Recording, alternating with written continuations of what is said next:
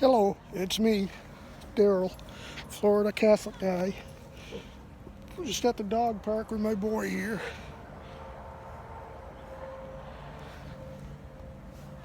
Uh, Probably just want to talk about something kind of personal for a minute. Not personal, but just a problem I have with the HOA fees up where I live. I mean, it's a modest amount. It's only, I think, something like $56 or something like that a month, which isn't terrible. But it's not really an HOA fee per se. They list it as a clubhouse fee for the clubhouse in back of me. That includes the pool area, playground. They got a basketball court over there. And the thing of it is, since this COVID stuff started, everything is closed. Now, I can understand that they had to close it and everything. Not really, but I understand why. But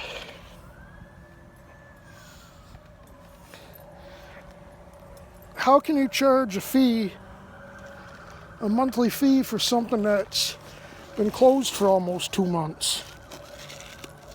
That's my problem. And I did email the people that collect the money, and I just simply asked them. This was a few weeks ago. Excuse me here. I just simply asked them if we were responsible for the clubhouse fee while it was closed. And of course she wrote, "Yes, you are." So I paid it this month.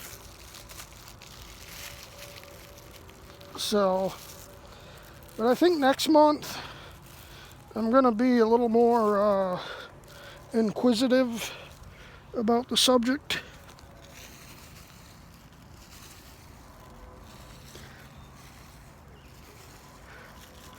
Because my thing is,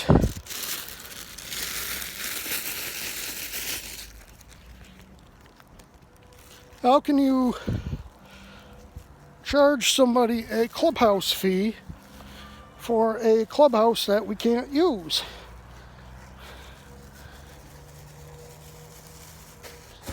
And the thing of it is, they usually have staff in the clubhouse. There's usually one guy in there that'll, do the business stuff and everything. But he hasn't been around, or they haven't been around, because it's obviously more than one person. So there's no staff. Nobody can use the stuff. So how can they charge us for it? I suppose the only thing they could say is the dog park is still open. And I guess sometimes they do empty the garbage pails here, although from the amount of stuff in it, it's not often. Plus a lot of the bags are out. I bring my own bag, so I don't have to worry about that. But basically, the dog park is the only thing that's open. I mean, the playground here is technically closed. And if they come up and check on it, they'll kick people out. But I've seen people in there. Because, I mean, there's no gate or there's no fence or anything to keep people out, so obviously people are going to go in, especially kids. But all the pumps on the pool have been shut off. There's no water circulating.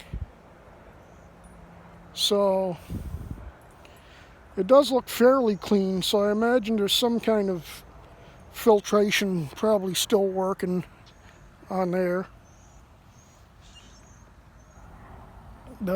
Other than that, just got a problem with it. If we can't use the amenities, why are you charging us for the amenities? And maybe I'm petty, but I mean, honestly, I've only used the pool once since I've been here. Haven't used the exercise room at all, although I probably should. Not now, not with the virus stuff going on, I wouldn't. But I don't use a basketball court. It's not a very good one anyway. All it is one hoop they got up, and it's like a half a court type thing. So, I mean, it's something for the kids to play on, but it's not like you can have an actual game on there or not, or anything.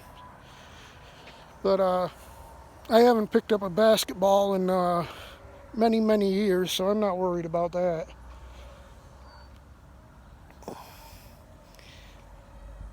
I know when I was a kid, when I was a teenager growing up in North Adams, Massachusetts. That was my old hometown before I moved to Maine, and then eventually down here to Florida. But growing up, I lived in a project in North Adams called Mohawk Forest. Shout out to anybody that's watching from my old hometown. But I played in the basketball court all the time. I was there with friends, whoever. And when I first moved there, the basketball court was toward the front of the project. It was in like a little area, and what was then the elderly area. Shadow, let's go. Let's go. You're eating grass again. So it was in the elderly area, and the elderly people that live there, come here, Shadow. Elderly people that were there, they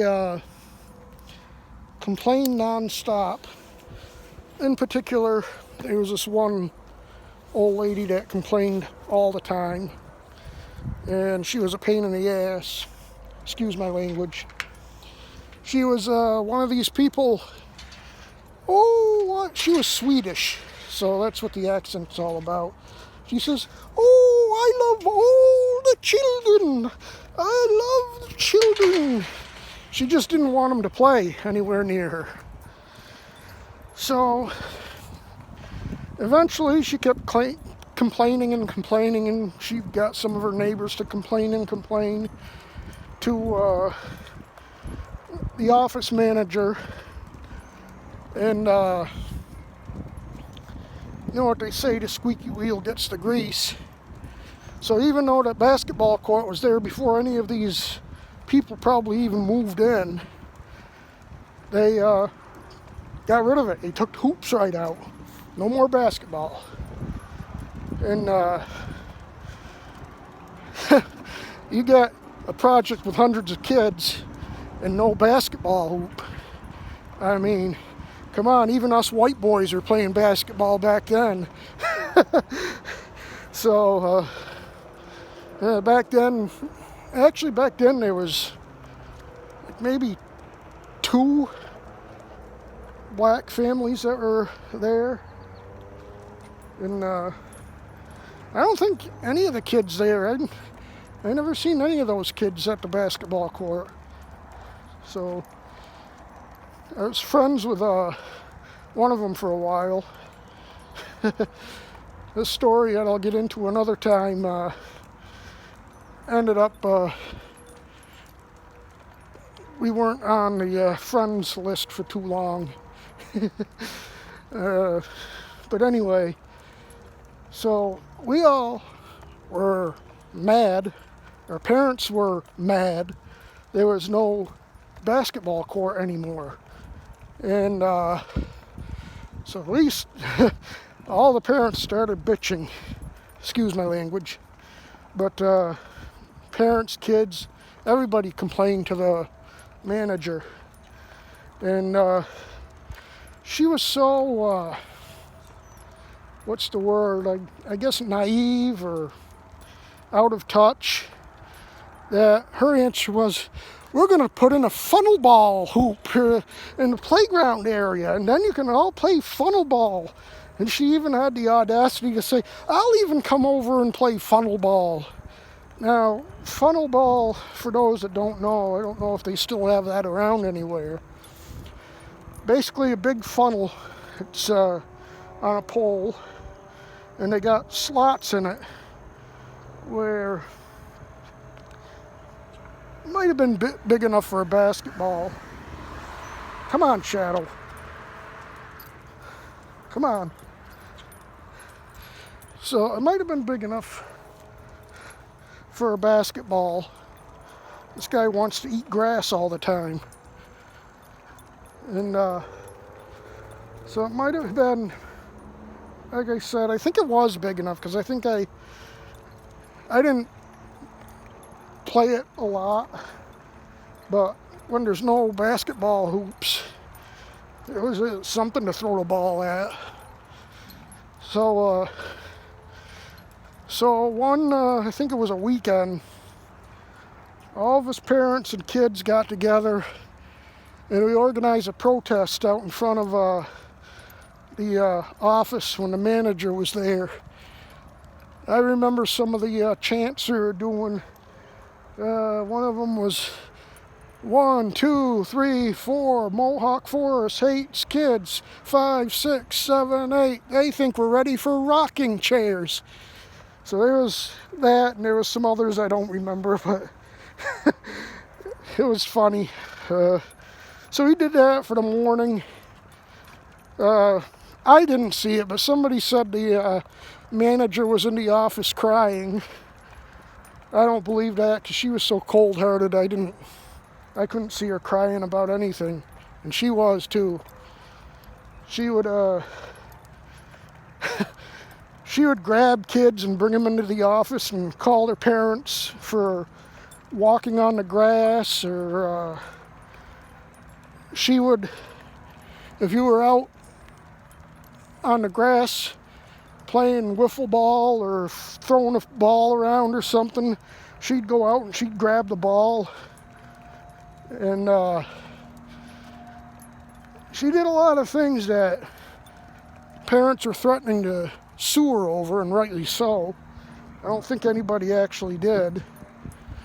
But eventually she finally gave in, and she built us a basketball court. I think I swallowed a bug again.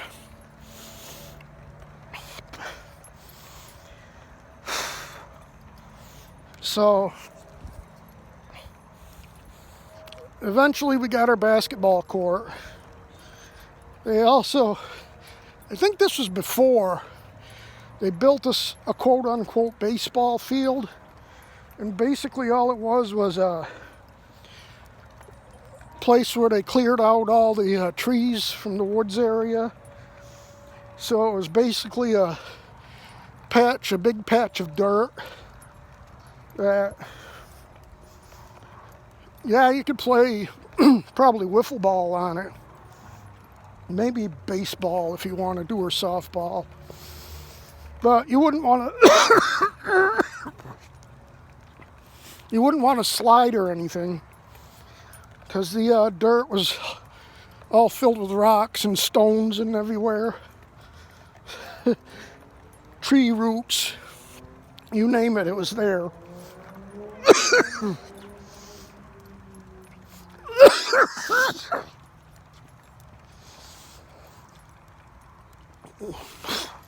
I'm gonna have to start taking water with me.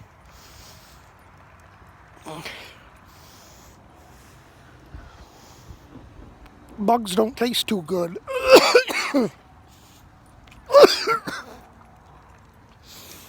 It is bugs, it's not COVID. So, yeah, they built us the basketball court eventually. And peace was somewhat restored in the neighborhood. But I spent a lot of my childhood there at the basketball court, both the old and the new locations. And actually the new court was actually better because it was closer to where we lived. It was, in the playground area, so it's where all the kids were. So we didn't have to walk all the way down to the front of the complex to play. But had some good times there. Now that I've rambled on about my childhood, I could ramble on more, but probably don't want to hear it. Excuse me. I could get into some stories about how I was at school that would, let's just say, I would be the things I did back when I went to school.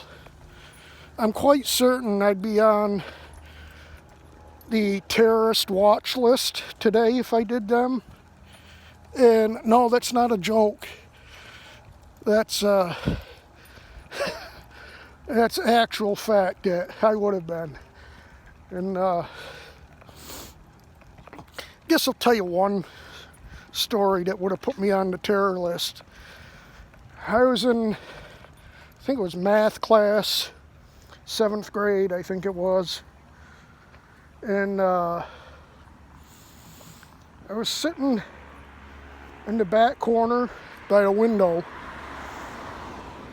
and I just thought I'd have some fun.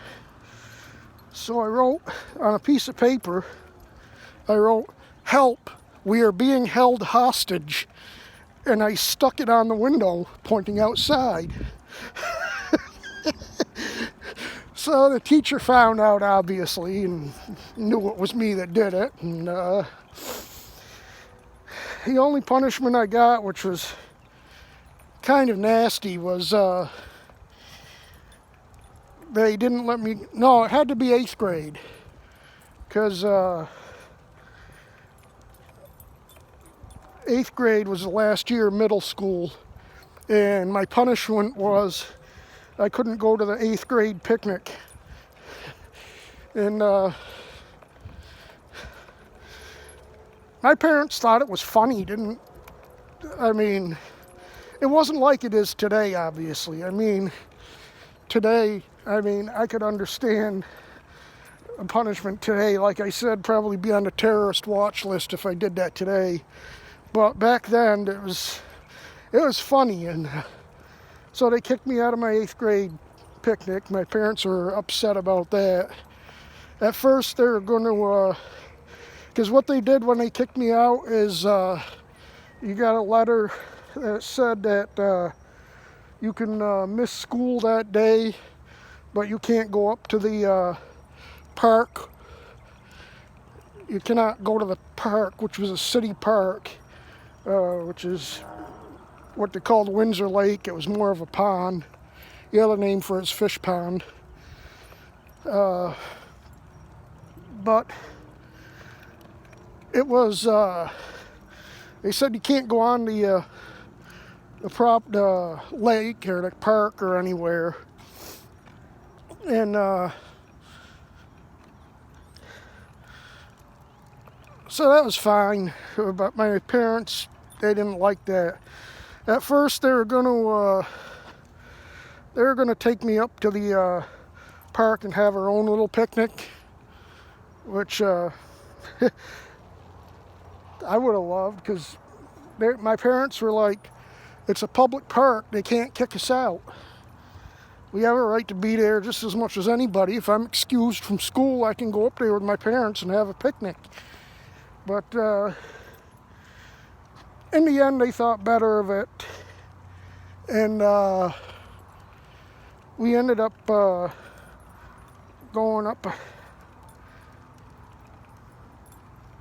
I forget the name of the park now. Mohawk Trail State Park, I think it was. I think it was either in Florida Mountain or Savoy, up on the mountain. And they had a little fishing hole. Probably had fishing hole there, but they had a swimming hole and picnic tables and everything that you could use. Hello. So we went up there and had our picnic up there, and that was, I mean, as far as in today's day, that was probably the worst thing, quote unquote, worst thing that I did. But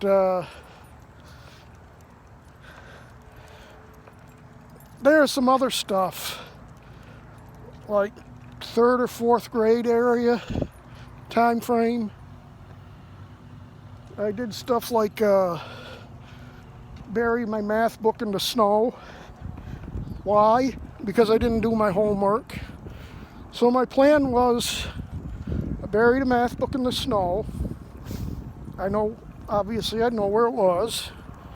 And tell the teacher that I forgot my math book at home that had my homework in it. Well, except for the teacher saw right through me and knew something was wrong. And so she ended up taking me in her car, because I ended up telling her, yeah, I buried it in the snow. And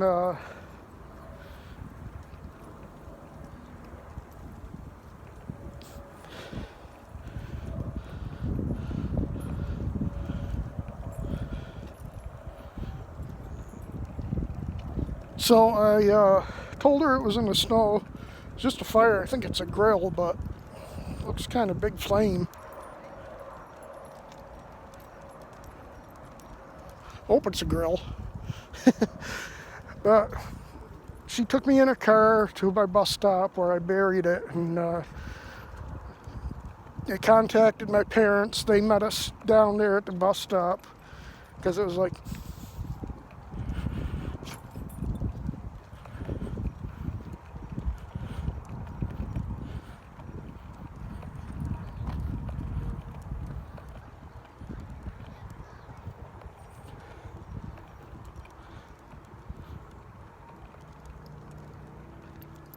so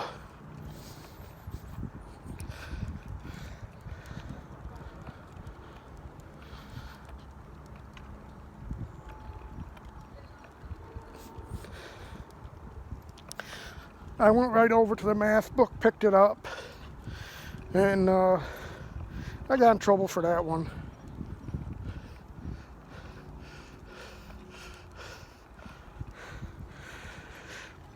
But I'm at my house now, so I'm gonna say goodnight, and thanks for watching, and I'll see you in the next one. Bye.